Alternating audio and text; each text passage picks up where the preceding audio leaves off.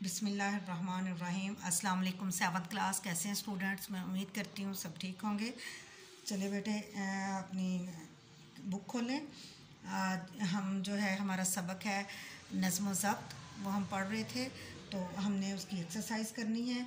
तो बेटे इसका आज हम करेंगे सवाल नंबर 5। एराब की मदद से तलफ़्फ़ुज़ वाज़े करना है। लफ्ज़ है नज़्म व ज़ब्त, तो इसको हमने एराब ऐसे लगाने जब हमारी अदायगी ठीक होगी, तलफ़्फ़ुज़ सही होगा तो हमारी जो है एराब वो भी दुरुस्त लगेंगे।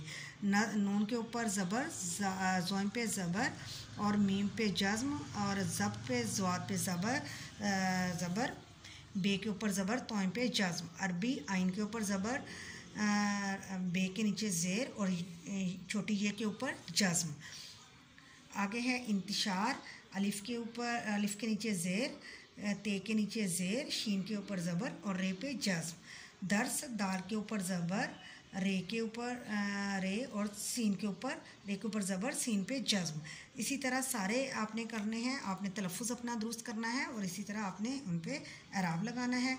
इसके बाद है अगला है हमारा सवाल नंबर 6 है आरी और आरी। इन दोनों को जुमलों में ऐसे इस्तेमाल करें कि इनका मफ़हूम वाज़ेह हो जाए। बोलने में ये लफ्ज़ एक जैसी आवाज़ देते हैं लेकिन इसका मफ़हूम जो है वो मुख्तलिफ है। पहला लफ्ज़ है आरी। इंसान अगर एहसास से आरी हो जाए यानी खाली हो जाए, छोड़ दे, ख़त्म कर दे अपने अंदर से एहसास, तो इसमें एक पत्थर में कोई फ़र्क नहीं रहता। दूसरा लफ्ज़ है आरी अलिफ मद्दा से। ये आरी काटने वाली है यानी एक औज़ार है।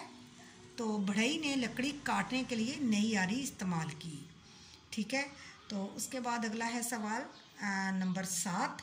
अल्फाज के मुतज़ाद हैं, लफ्ज़ दिए गए हैं, हमने उनके मुतज़ाद लिखने हैं। पहला लफ्ज़ है कामयाब, उसका है नाकाम।